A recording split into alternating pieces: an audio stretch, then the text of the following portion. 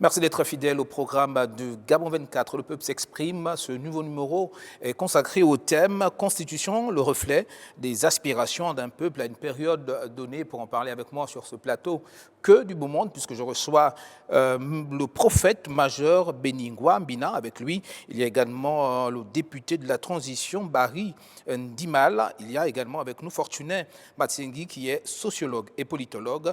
Lilian Billier, politologue. Dieudonné Mombo, éducateur spécialisé, par ailleurs observateur de la vie politique.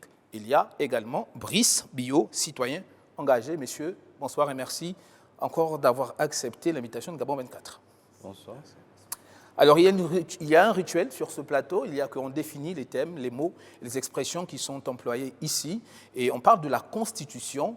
Je me tourne vers vous, prophète Beningwa Mbina, peut-être rappeler aux téléspectateurs qu'est-ce qu'est une constitution. Quand on parle de constitution, qu'est-ce qu'on doit retenir? Bon, merci pour cette invitation. La constitution, pour faire comprendre, n'est-ce pas, en langage facile pour nos parents qui sont au village, c'est la mère des lois, c'est-à-dire la loi fondamentale. Et c'est la constitution qui est le fondement de toutes les autres lois qui sont faites dans la nation. C'est-à-dire que toutes les lois qu'on prend dans le pays doivent se conformer à la Constitution. C'est pour cela qu'il y a la Cour constitutionnelle qui vérifie toujours, avant qu'une loi ne soit promulguée, elle vérifie toujours la constitutionnalité des lois. Donc toutes les lois doivent se conformer à la Constitution. Donc c'est la Constitution qui est la mère des lois, c'est elle qui donne la direction et les fondements pour régir un pays. Merci pour cette définition. Alors, je vais me tourner vers Monsieur l'Honorable. Le prophète Beningwa Mbina vient de planter le décor, expliquer ce que c'est une constitution. Nous allons aller au référendum le 16 novembre prochain, parce que l'émission également a pour objectif de faire comprendre aux gens l'importance du référendum à venir. Peut-être également rappeler aux Gabonais quelle est l'importance du temps et de tous les événements à venir jusqu'au 16. Quelle est l'importance justement de cette période que le Gabon est en train de traverser?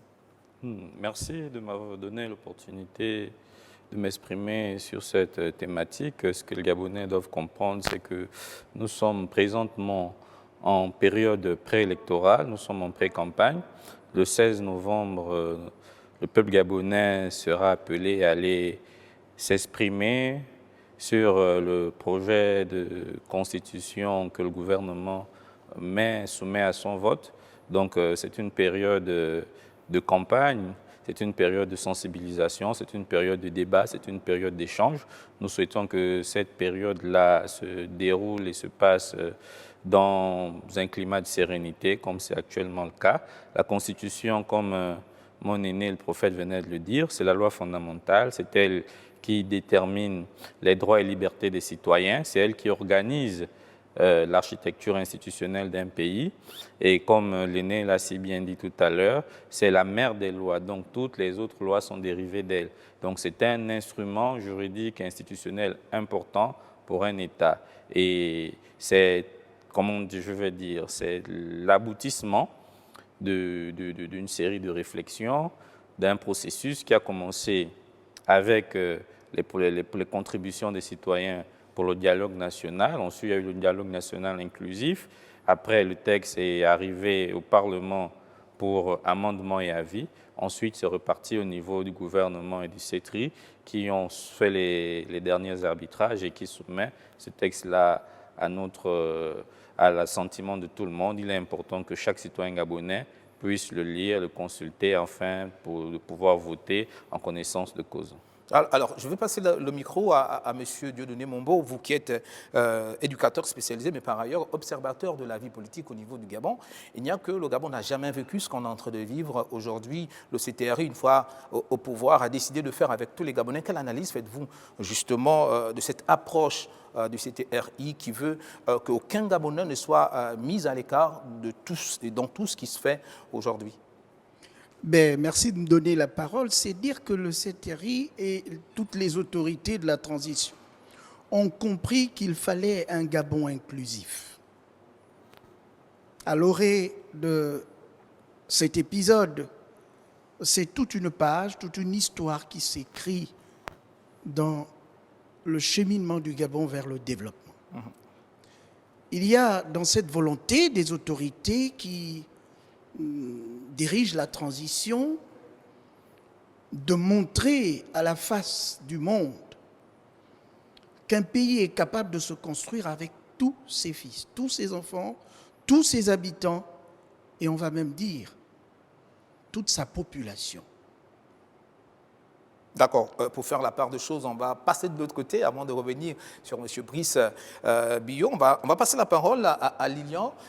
On parle de la Constitution. Est-ce que vous pouvez revenir justement sur l'impact? Quel est l'impact de la Constitution justement dans la vie d'un peuple? Écoutez, c'est d'abord très simple. Il faut savoir qu'au départ, la Constitution est un recueil de textes dont l'inviolabilité est garantie par la Constitution. C'est-à-dire, pour toucher ces textes extrêmement difficiles, il faut passer par des procédures qui sont parfois très lourdes. C'est la raison pour laquelle on parle de recueil de textes, et cet ensemble de recueils de textes est surnommé la loi fondamentale. C'est ce qu'on entend parler par la Constitution.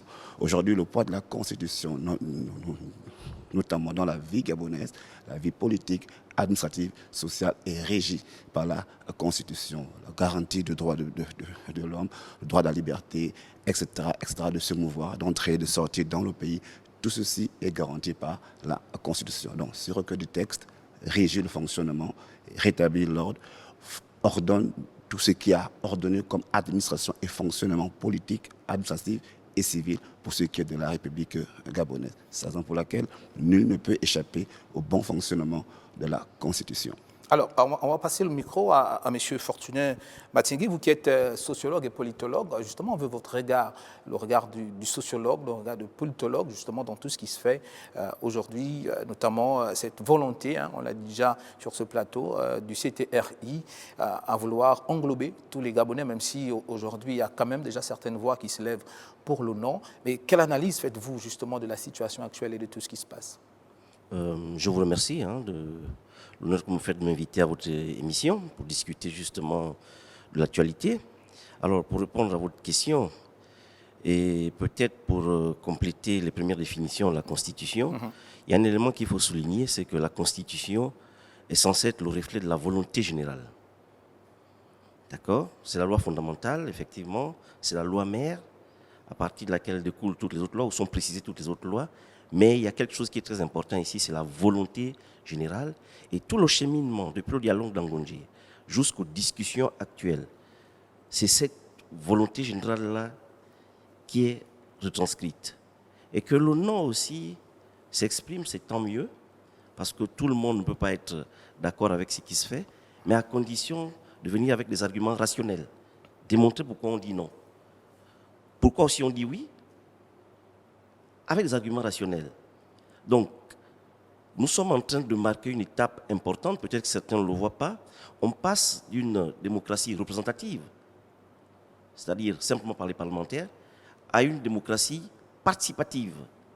Non seulement il y a les parlementaires qui vont jouer un grand rôle, mais il y a toute la société civile, regardez.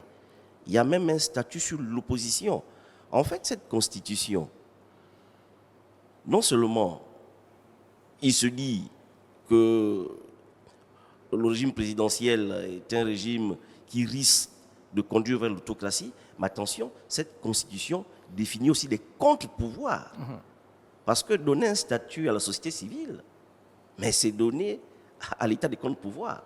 Donner un statut à l'opposition, c'est donner de la force justement à l'opposition pour contredire l'action de l'État ou du gouvernement.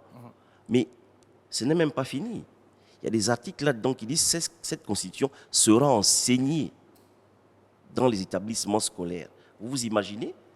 C'est-à-dire que tout le monde, du moins ceux qui vont à l'école, vont s'approprier la constitution, donc auront des armes pour contrer lorsque certaines lois seront mises à défaut. Donc vraiment, nous sommes dans un cheminement démocratique inédit dans l'histoire de notre pays. Alors, Monsieur Brice Billot, je vois que vous êtes un peu impatient de prendre la parole. On va vous la donner. Monsieur Fortuné est un peu emboîté le pas dans la question que je voulais vous poser, justement, cette question du nom. Il y a certaines voix qui se lèvent déjà pour le nom. Est-ce que vous pensez que ces voix qui se lèvent pour le nom peuvent faire en sorte que la démarche qui est entamée aujourd'hui par le CTRI puisse connaître des difficultés? Alors, donc, merci encore de m'inviter sur le plateau du Peuple s'exprime.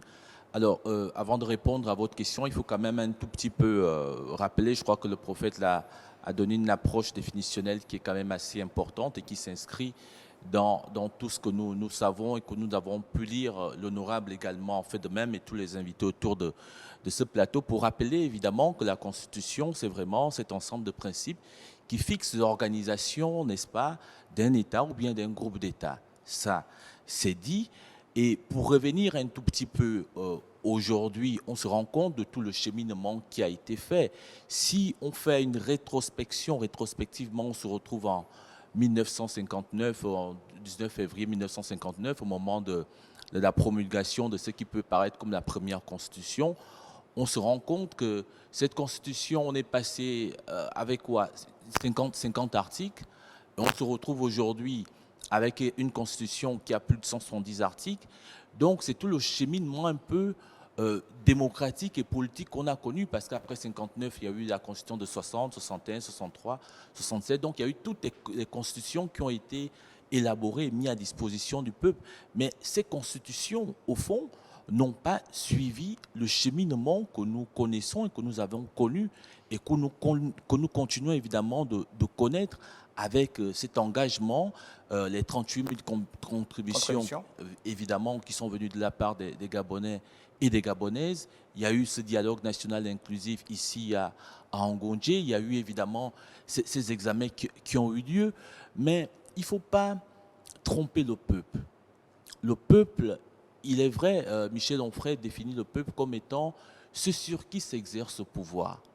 Ce n'est pas parce que le pouvoir s'exerce sur le peuple qu'on doit avoir une forme de mépris pour ce peuple et essayer d'avoir des contre-vérités.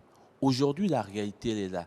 C'est une constitution qui a demandé l'engagement de tous.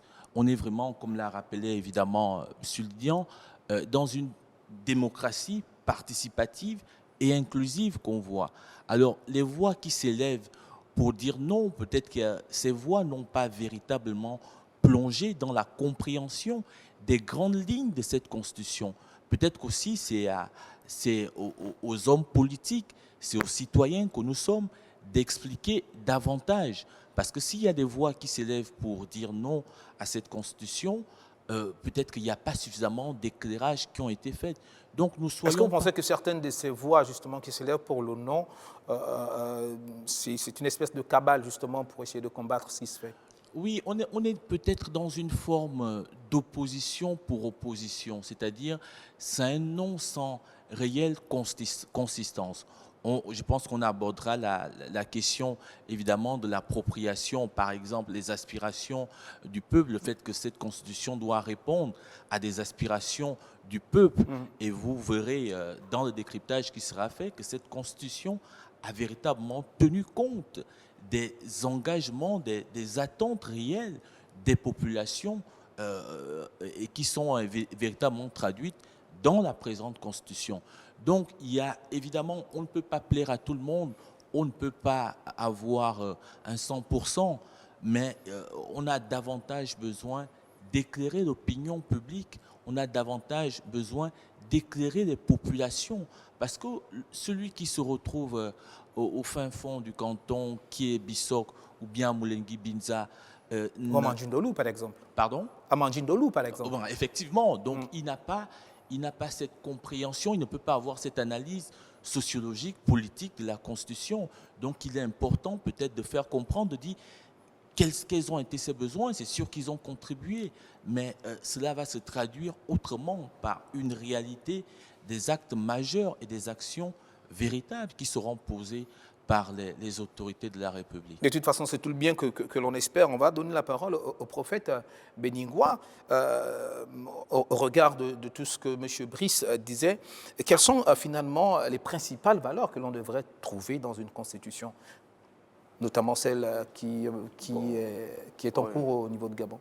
Bon, je rappellerai ici que je suis également coordinateur adjoint Justement. du comité constitutionnel qui a rédigé cette constitution pour dire que la constitution gabonaise actuelle elle est la plus équilibrée de toutes les constitutions que le Gabon a déjà élaborées. D'accord, expliquez-nous. C'est la première constitution élaborée à 100% par les Gabonais. Les autres constitutions ont souvent eu recours à des consultants français. Et nous, au Gabon, on se demande que si je dois m'exprimer, si je dois dire que le titre foncier ou bien le droit à la propriété foncière doit être réservé exclusivement aux Gabonais, je n'ai pas besoin d'être constitutionnaliste ou bien aller chercher un expert pour le dire. Donc vous voyez que toute constitution doit s'écrire d'abord selon le vécu d'un peuple, de son peuple. On ne peut pas écrire une constitution au Gabon avec les réalités de notre pays, qu'avec les réalités vécues par les Gabonais. Et c'est sur cette base-là que cette constitution-là a été écrite.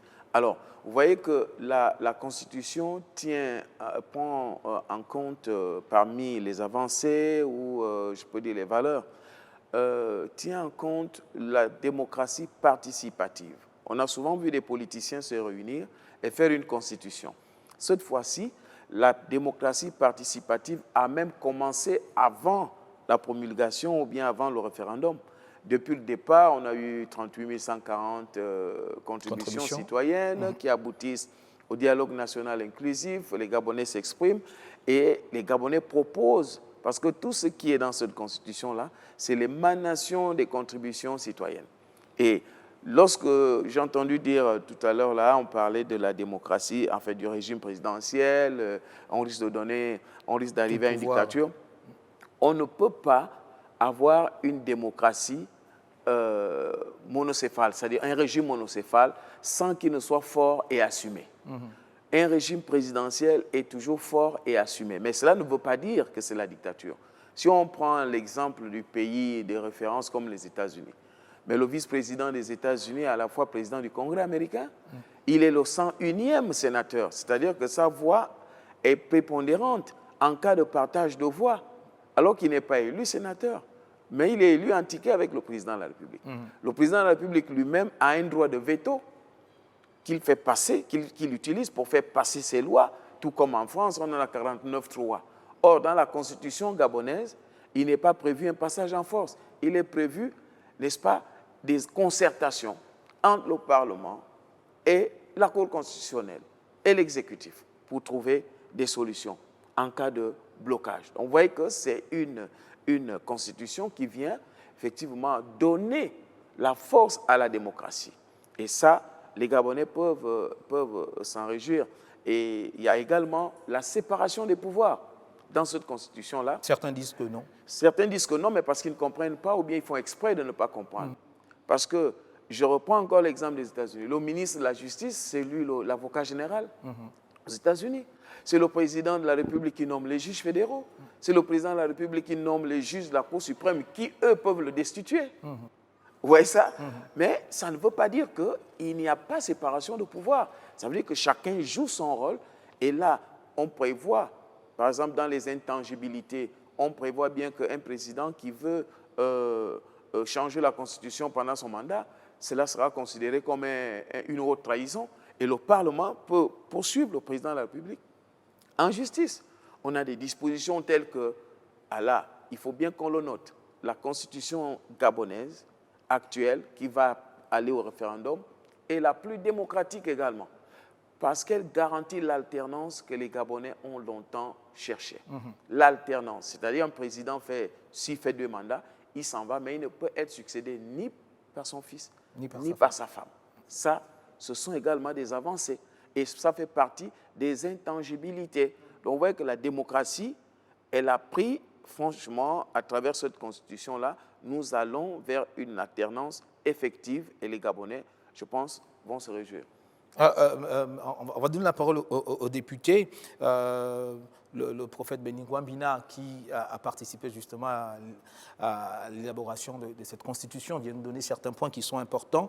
Pensez-vous aujourd'hui, au regard de ce que M. Brice Billot disait, que ces personnes aujourd'hui qui élèvent leur voix pour le non, clairement s'inscrivent dans une logique de boycott? Bon, moi, je ne veux pas aller jusque-là pour dire qu'ils s'inscrivent dans une logique de boycott. Ce que nous souhaitons, c'est que les Gabonais souhaitent la démocratie. Et la démocratie, ce n'est pas l'unanimité.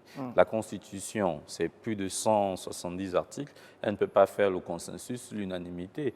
Et s'il y a des gens qui sont pour le non, c'est tout à fait normal, ils expliquent. Et le peuple tranchera. Voilà pourquoi on va à la consultation, c'est pour demander au peuple de pouvoir trancher sur une question bien déterminée. Les partisans du non n'avaient qu'à battre leur campagne et faire valoir leurs arguments auprès des Gabonais, et puis les partisans du oui ont fait valoir. En ce qui, moi, me concerne, moi, je constate que la mouture qui nous est présentée est, à mon avis, quelque chose de potable et souhaitable. Et c'est ce que nous avons toujours vu, parce que la Constitution gabonaise consacre la démocratie. La démocratie, c'est la pluralité, c'est la liberté d'expression, c'est la liberté d'association, c'est les droits et devoirs des citoyens. Est-ce qu'il faut être libre pour être libre? Ce n'est pas parce qu'on est libre qu'aujourd'hui on peut s'ériger pour n'importe quoi, pour vouloir boycotter. La liberté elle est relative. Quand on dit on est libre jusqu'à ce que l'on n'enfreigne pas la liberté d'autrui. Donc, globalement, moi, elle me satisfait, cette Constitution, parce qu'elle renforce d'abord les droits des citoyens gabonais. Elle vient réaffirmer des valeurs qui, un temps son peu, étaient perdues. On avait l'impression que ces valeurs-là nous avaient fait le pays. La Constitution, le projet de Constitution qui nous est soumis, consacre aujourd'hui l'opposition politique, reconnaît la société civile. L'opposition politique qui a souvent été malmenée, maltraitée, embastillée dans notre pays. Aujourd'hui, elle est garantie. C'est pour permettre à ceux que nous connaissions l'alternance démocratique, les alternances pacifiques du pouvoir. La Constitution d'aujourd'hui renforce certes les pouvoirs du président de la République, mais c'est la volonté, un régime fort doit pouvoir s'assumer. Le président de la République, il est le garant des institutions. Il faut qu'il y ait suffisamment de pouvoir pour qu'il puisse conduire la nation vers l'essor, vers la félicité que nous souhaitons. Et pour cela, il doit être suffisamment robuste pour qu'il puisse aller à la guerre contre les forces d'inertie qui sont tapis dans l'ombre, dans l'administration, au sein de nos institutions, parce que le pays doit bouger, le pays doit progresser, le pays doit se développer. Donc, nous pensons qu'il faut voter le oui, et nous comprenons aussi ceux qui appellent à voter le non. Et comme nous sommes en démocratie, nous espérons que le peuple va trancher en dernier ressort. De toute façon, nous ne sommes pas encore en campagne, monsieur le député, pour inciter au non. Oui, Lilian, vous voulez réagir? Oui, je voulais réagir par rapport à ce qui a été dit tout à l'heure. Il faut comprendre que pourquoi le non persiste. Il faut étudier le pourquoi il persiste. C'est vrai qu'il doit y avoir un non, mais pourquoi il persiste. Alors, j'ai en mémoire les propos du Premier ministre Ndansema quand il lance la toute première campagne de tout ce qu'il y a comme recueil de projets et de propositions de tous les Gabonais. Il rappelle ceci. Quand il dit « ce n'est pas la peine d'être dans son côté, c'est le moment de faire des propositions. Ne vous arrêtez pas, faites des propositions, nous allons en tenir compte. » Alors, 2 millions d'habitants, on va dire, disons 1 million et quelques qui sont en âge de réagir sur des questions utiles. 38 000 propositions. Donc, il y a eu 38 000 propositions. Il pourrait en avoir plus, mais il y a eu 38 000 propositions. Donc, il y a cet éternel problème d'assistanat qui insiste encore à ce moment. C'est-à-dire, quand il y a une question sérieuse qui est posée sur la table, il y a des hommes qui se lèvent et posent le problème, discutent. Il y en a qui ne se lèvent pas et s'asseyent, attendent les résolutions et viennent critiquer les résolutions sans avoir participé. Et c'est un peu le cas du non aujourd'hui. Quand vous avez lu le premier jet, moi j'ai lu les 38 000 propositions. Je me suis retrouvé dans le premier jet. Donc pour moi, il n'y avait rien de ce qui était étrange dedans, sauf les textes qu'en lisant, ce n'était pas constitutionnable. C'est-à-dire ça ne pouvait pas passer au niveau de la loi fondamentale. Mais je les ai tous lus. Donc, celui qui a lu les 38 000 propositions ne peut pas dire non, parce que c'est de la volonté de ces 38 000 propositions que ce projet a été présenté. Maintenant, ceux qui disent non sont ceux qui, par ailleurs, on le sait, quand il faut proposer, ne proposent pas. Et quand il faut venir faire un débat, ils viennent faire un débat. Et après, comme ils ont des arguments, une très belle langue, ils ont tendance à tirer le débat vers le bas. Pourquoi on croit que le président de la République a tout le pouvoir et qu'on croit qu'il n'y a pas ces personnes de pouvoir? Mais vous avez dit, et la thématique le dit, la Constitution, il y a son temps. Parce que dans 15 ou 20 ans, il y aura une aspiration nouvelle. Donc, il pourra y avoir des modifications face à la situation d'antan. Le président de la République dans notre pays, depuis Léon Baminko jusqu'à le dernier, Ali Bongo Ondimba, je n'ai pas mémoire que dans l'histoire politique de notre pays, d'autres institutions en dehors du président de la République ont eu autant de pouvoir, bien que ce n'était pas écrit dans la Constitution. À quel moment le Premier ministre a réellement eu le pouvoir dans ce pays? Nous avons eu des directeurs généraux bien plus puissants que le Premier ministre. Nous avons eu des conseillers du président bien plus puissants que des ministres de la République et bien plus puissants que le Premier ministre. Alors que dans la Constitution, on dit au chef de l'État, pour qu'il n'y ait plus cet amalgame entre un super DG qui peut être plus puissant qu'un Premier ministre, tout cela sera écrit, vous allez assumer à vous tout seul votre pouvoir. Parce que jadis, j'étais en pâturage parfois le Premier ministre, puisqu'il conduisait la politique du chef de l'État. Il était responsable devant le Parlement. Quand ça échouait, parfois on l'attaquait, alors qu'il en revenait de la responsabilité et des décisions du chef de l'État. Alors il a décidé que cela ne se passera plus comme ça. J'en assume tout. J'ai tout le pouvoir que le peuple me donne, j'en assume tout. Et ce peuple vient des propositions, en fait, ce pouvoir vient des propositions, vient de 38 000 propositions, ça n'a pas été imaginé. Pour terminer, 30 secondes. Oui, vous pouvez avoir la meilleure constitution du monde. Parce que la constitution traduit, vous met un squelette sur ce qu'on appelle le régime politique. Mais si vous avez un mauvais système politique, il pourrait entacher le bon fonctionnement du régime politique. Système politique animé par les hommes, on reviendra justement sur cette question. Monsieur, malheureusement, 26 minutes, ça passe très vite. On souffle un tout petit peu et puis on se retrouve pour la deuxième partie de notre émission. Le peuple s'exprime.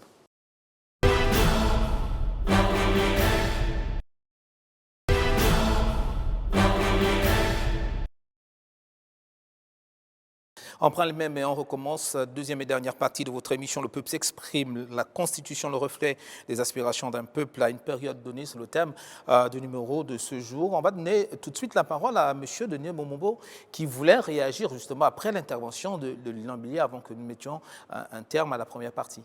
Oui, merci. Simplement pour dire qu'en tant qu'observateur de la vie politique, il est clair que la mouture de la Constitution aujourd'hui qui sera proposée à un vote référendaire le 16 novembre au Gabonais est une constitution. Et parce que c'est une constitution, elle consacre également la liberté d'expression.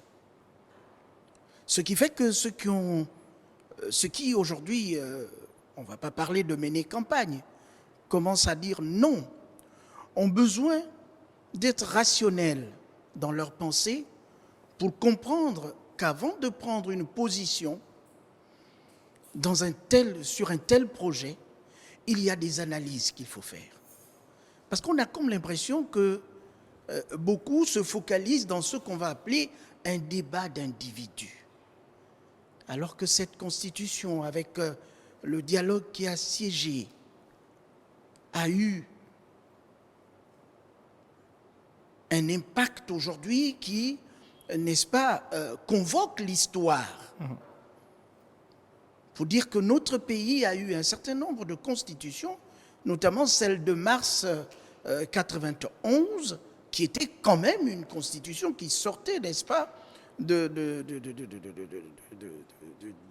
dialogue national, pour ne pas dire de la conférence nationale de 1990, à l'orée de la démocratie, mais qui après a été tout un théâtre d'ombre, parce qu'on n'a pas compris avec toutes ces modifications gangrénées par les gabégies et autres volontés de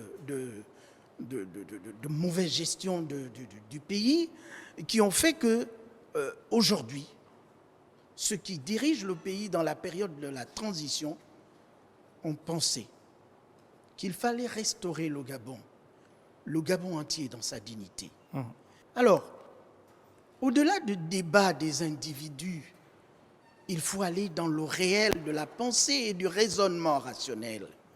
Parce que, souvenez-vous, et on ne le dira jamais assez, parce que nous avons manqué de système d'écriture, c'est Napoléon Bonaparte qui disait il n'y a d'immortalité que le souvenir que l'on laisse dans le cœur des hommes.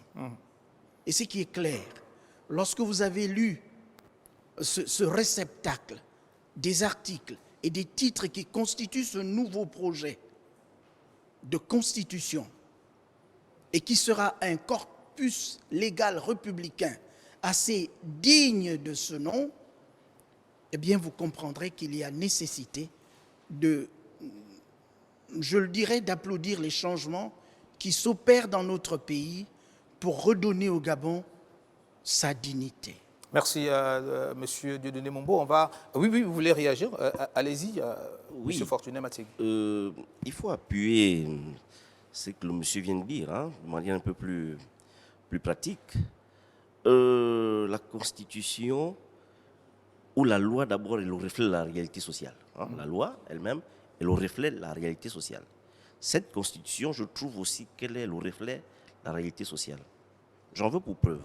Je prends 2 articles. L'article 23, chaque citoyen a le droit de travailler, d'obtenir un emploi, un salaire équitable. Et nous savons bien qu'au Gabon, le chômage est vraiment une des causes de désintégration de la société. Nous sommes à peu près à 40%. Voilà que la Constitution nous dit chaque Gabonais a le droit de travailler, de trouver un emploi, un salaire équitable. Mais c'est pour lutter contre le chômage. Mais si après qu'on ait voté oui à cette Constitution, si le oui l'emportait, et que l'État ne trouve pas de l'emploi aux jeunes, par exemple, où le chômage bat son plein, la catégorie qui est le plus touchée, mais cette catégorie a le droit de rester en justice, puisque la Constitution le permet. Mais je vais comme ça à l'article 33. L'État affirme son attachement à la politique nataliste. Mais c'est la réalité. Nous ne sommes pas assez nombreux. Or, vraiment, pour que le Gabon se mette en plein développement, excusez-moi de le dire, il nous faut même encore 3, 4, voire 10 millions de personnes pour qu'on amorce un véritable développement, ne serait-ce qu'en termes de marché, hein, de consommation sur le plan économique. Ne serait-ce qu'en termes de marché sur le plan économique. Donc, voilà, j'ai pris là 2 articles qui montrent que cette Constitution est le reflet d'une certaine réalité. Donc, ceux qui ont réfléchi à cette Constitution, bon, ont quand même les réalités de leur pays. Et c'est pourquoi tout à l'heure je disais, argument contre argument, évitons des raisonnements métaphysiques. Allons-y sur des raisonnements rationnels. Argument contre argument, peut-être que vous ferez même des émissions où vous appellerez des tenants du non contre des tenants du oui, argument contre argument, et comme ça le peuple sera un peu plus éclairé. D'accord. Monsieur Biot, peut-être vous avez quelque chose à rajouter, mais avant, je voudrais vous poser une question parce que Monsieur Fortuné a pris des articles qui consacrent justement ce qui est réservé au peuple. Mais on a comme l'impression aujourd'hui que le débat est plus sur ces chapitres-là consacrés aux politiques, notamment le pouvoir du chef de l'État. Est-ce que vous pouvez comprendre cet état de choses? Je pense que tout à l'heure, on l'a rappelé, et puis je fais amende honorable par rapport à ce que l'honorable disait tout à l'heure. Nous ne sommes pas en campagne, c'est vrai. Nous n'avons peut-être pas marqué tout de suite nos positions, mais qu'à cela ne tienne, pour revenir à ce qu'on disait, ce que M. Dieudonné Mombo rappelait tout à l'heure, on a l'impression vraiment qu'on est dans un débat de personnes.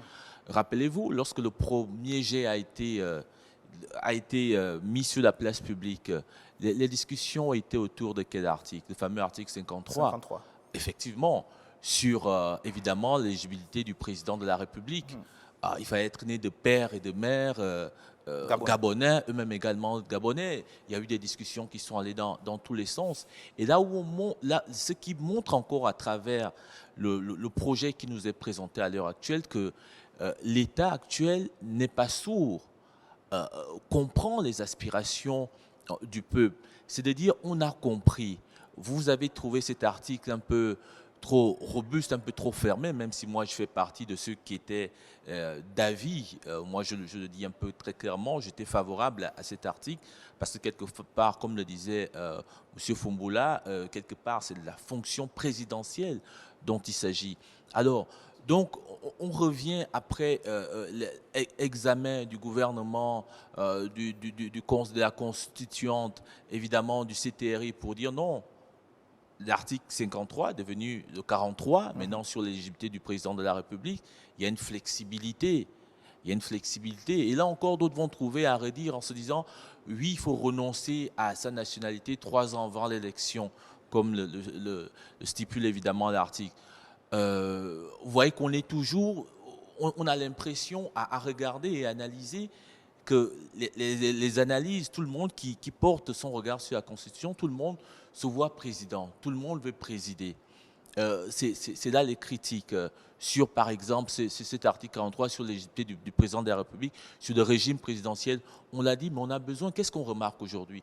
Je crois que le politologue l'a rappelé tout à l'heure, quand on essaie un peu de voir toutes les constitutions qui nous ont précédés. Mais la force, l'autorité politique revenait toujours au chef de l'État. Il faut décliner, montrer la force d'un État. On est aux commandes. Aujourd'hui, quand il y a des problèmes, vous allez rencontrer votre ministre de tutelle, ministre de la Communication, il dit, bon, ok, je vais en référer. Après, vous écrivez au Premier ministre, bon, je vais en référer. Au final, on se retrouve tous à être assis autour ou à interpeller directement le chef de l'État. Donc, on peut comprendre les positions des uns et des autres sur le oui, le non. Mais il faut, comme l'a dit M. Mombo tout à l'heure, il faut regarder la Constitution vraiment d'un œil nouveau. Vous savez, avant de céder la parole, et là c'est peut-être un peu mon métier, management de la qualité, stratégie. Vous savez, en management de la qualité, le premier principe du management de la qualité, c'est l'orientation client. Et l'orientation client, c'est quoi? C'est qui sont nos clients, quelles sont leurs attentes, quels sont leurs besoins implicites et explicites. Prenons alors le pays comme étant cette entreprise. Et les clients, ce serait, je le dis sans mépris pour le peuple, ce serait par exemple le peuple. Donc, à travers l'orientation client, il faut comprendre les attentes, les aspirations du peuple. Mais comment ça s'est traduit?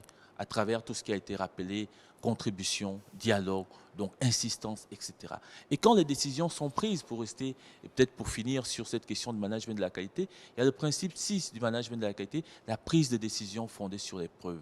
Et les décisions qui ont été prises aujourd'hui, qui amènent à cette constitution, nous ont été prises après vraiment une analyse, une consultation participative, un engagement des uns et des autres. Vous voyez qu'on est vraiment dans un État qui est en train de se restructurer. Pour finir, une seconde, allez. Voilà, 30 secondes pour finir, parce qu'on fait le débat sur la longévité du mandat présidentiel. On dit 7 fois 2, c'est trop. Mais est-ce qu'on s'est même intéressé à un moment donné sur le coût? Moi, je préfère avoir 2 élections présidentielles 7 ans, 14 ans, au lieu de 5, 10 ans. Je rappelle juste que la loi de finances en 2023, les élections générales nous ont coûté 26 milliards. Là, il y a eu la rectificative pour organiser les élections référendaires. Je pense qu'on est quasiment autour de 25 à 30 milliards, puisqu'il y a eu une augmentation du budget du ministère de l'Intérieur dans la rectificative. Ce sont des économies substantielles. Là où j'ai envie d'en venir, c'est des économies substantielles. Moi, je préfère prendre 2 mandats, 7 ans et 14 ans. Au lieu de 5, 10 ans, il y a des économies qu'on réalise en termes économiques. Hein. D'accord, merci Brice Billon. On va donner la parole au prophète béninois. Lilian parlait de système politique. Est-ce que vous comprenez peut-être, je ne suis pas dans leur tête, est-ce que vous comprenez quand même la crainte de certains Gabonais qui disent que le Gabon a toujours eu des beaux textes, mais l'applicabilité a toujours fait problème? Je crois que c'est ça l'opportunité d'avoir un régime présidentiel. Parce que là, on va sortir de cette hypocrisie qui consistait souvent à dire le président a décidé et les gens ne suivent pas. Alors, vous voyez qu'effectivement, le système, quand on parle de système politique, on parle de ceux qui sont au pouvoir et ceux qui font semblant d'être opposants. C'est-à-dire la classe politique qui a pourri ce pays-là, a fait en sorte que les citoyens gabonais se désintéressent à la chose politique.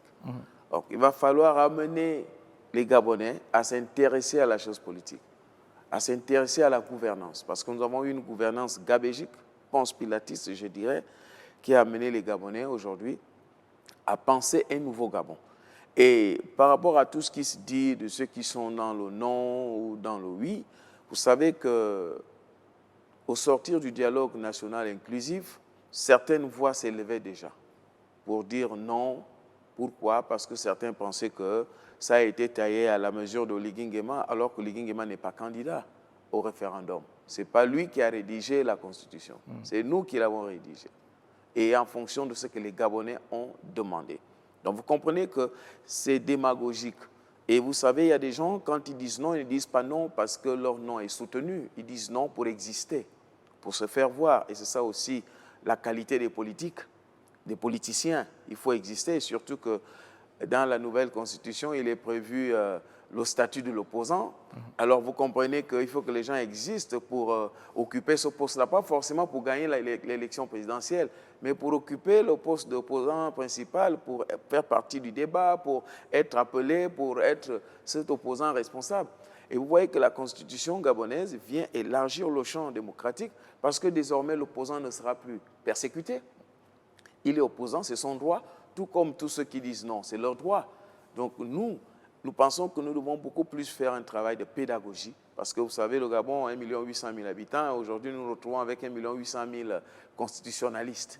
Donc il faut, chacun a droit, n'est-ce pas, à son expression. Ça, c'est normal, c'est la démocratie, mais il faut que ce soit pédagogique. Vous savez que nous sommes dans une tradition orale et dans une littérature orale. Et ça, personne ne peut nous l'enlever. C'est notre culture qui est comme ça, tradition orale, littérature orale.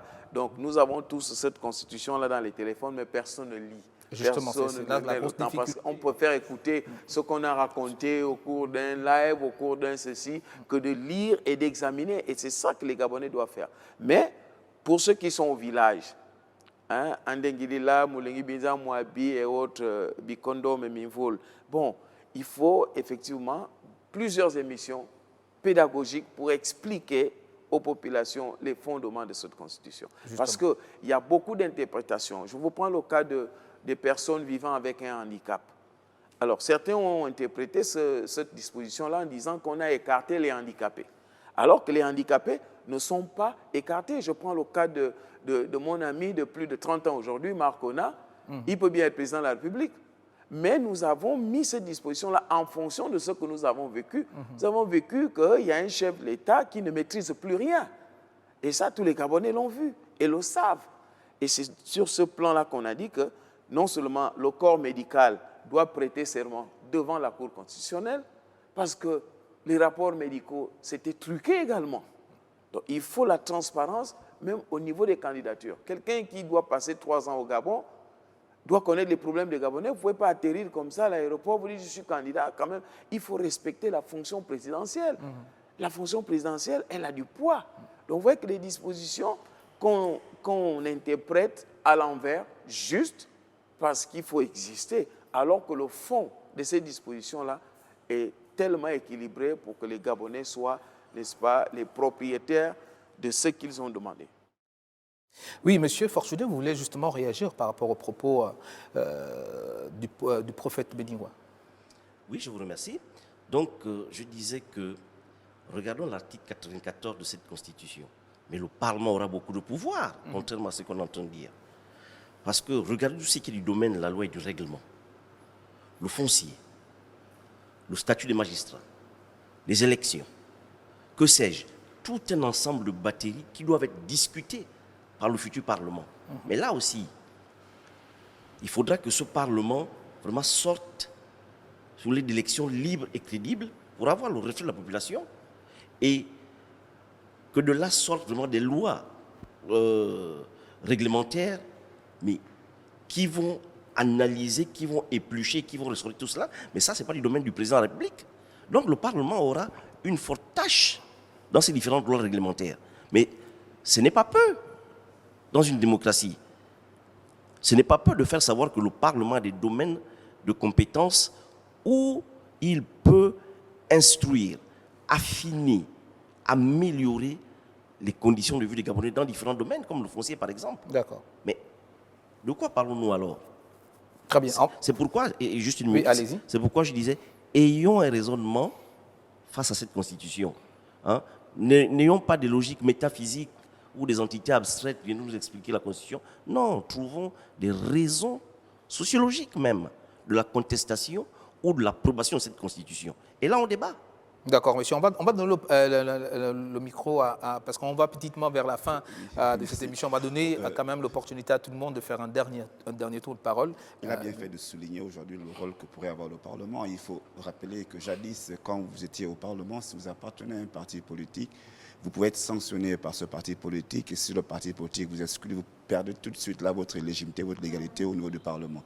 Aujourd'hui, ce n'est plus le cas. C'est-à-dire que vous pouvez voter contre votre parti. C'est une avancée. Le parti peut vous retirer de son équilibre. Et puis voilà, vous continuez simplement. Après, ce n'est pas le parti qui vous a donné le pouvoir pour être là, c'est le peuple. Vous êtes député, vous restez député, quel que soit le sujet ou le souci que vous avez avec votre parti politique. Si vous avez voté contre leur volonté, il y a eu donc là une liberté donnée aux gens de continuer à être les représentants d'abord des personnes, des peuples, avant d'être d'abord les représentants d'un parti politique, bien que nous soyons à l'Assemblée nationale. C'est important de le rappeler. Et puis, quel que soit ce qu'on va dire, quel que soit ce qu'on pourrait faire, il y en a qui veulent exister parce qu'ils utilisent la Constitution comme un moyen au préalable de va-t-en-guerre politique pour les échéances à venir. Je dois exister à travers la Constitution parce que demain, nous irons aux élections. À partir de là, je fais ce qu'on appelle une communication, je fais ce qu'on appelle une campagne de communication existentielle. Et il faut faire attention avec ces personnes qui font une stratégie de communication existentielle pour préparer l'après-référendum, parce que chacun va essayer d'être sérieux dans son terroir. Est-ce que je prépare pour aller à la candidature du président de la République? Est-ce que je me prépare pour aller aux législatives? Etc., etc. Donc attention à ces personnes qui ont une double ambition, c'est de se présenter demain tout en utilisant l'énergie, la pensée des Gabonais pour pouvoir dire non. Oui, voilà. Monsieur l'honorable, peut-être rebondir sur ce que Lilian disait, puisqu'il va dans le même sens de ce que le prophète Bénigua disait déjà. Il y a des personnes justement qui sont là et qui brandissent le non, juste parce qu'ils veulent exister. Bon, moi je ne suis pas venu ici pour parler des personnes qui brandissent le non ou le oui. Nous sommes venus pour débattre de la Constitution et l'exercice consiste pour nous à montrer en quoi la Constitution, le projet de Constitution actuel est le reflet de l'aspiration du peuple gabonais en général. Et je pense que quand nous écoutons les arguments que ce panel a développés, on se voit bien compte que les aspirations profondes des Gabonais ont été traduites en loi. Et le comité constitutionnel a bien fait de reprendre ces aspirations-là. Et il faut que nous soyons clairs là-dessus. Une constitution ne peut pas faire l'unanimité. Moi, je ne connais pas une constitution qui fait l'unanimité, mais nous nous accordons sur l'essentiel. L'essentiel, c'est quoi pour moi, en tant que citoyen gabonais? C'est la forme républicaine de l'État. Est-ce que la constitution actuelle la renforce? Oui. C'est quoi l'essentiel? Ce sont les droits et libertés. Est-ce que la constitution actuelle amoindrit les libertés ou les renforce? Nous disons, elle les renforce. Qu'est-ce que nous voulons? Nous voulons la démocratie, la pluralité d'opinions. Nous voulons que l'opposition soit respectée. Et la Constitution actuelle met en branle ces conditions-là. Nous voulons l'alternance politique. Nous ne voulons plus des gens qui viennent s'éterniser au pouvoir. Nous ne voulons plus les successions dynastiques. Je pense que le projet de Constitution actuelle les règle ces problèmes-là. Voilà pourquoi il y a certains qui ont leur argument aussi, qui auraient peut-être voulu qu'on soit dans un régime parlementaire. C'est leur droit. Nous nous disons, moi je pense sincèrement que ce que les Gabonais veulent, en majorité, se retrouvent dans cette constitution-là. Donc, voilà pourquoi, tout à l'heure, vous me charriez un peu en disant que nous ne sommes pas en campagne, quand je disais qu'il fallait parler du oui.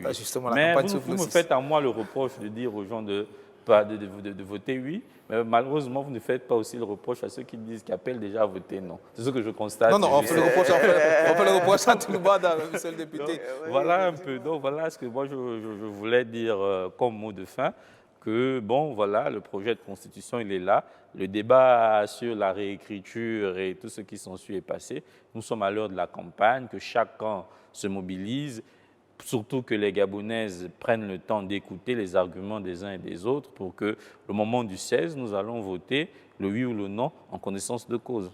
Monsieur Dieudonné Mombo? Oui, merci. Il faut simplement rappeler que ce qui a constitué le thème d'aujourd'hui, n'est-ce pas, la Constitution, est-elle le reflet des aspirations du peuple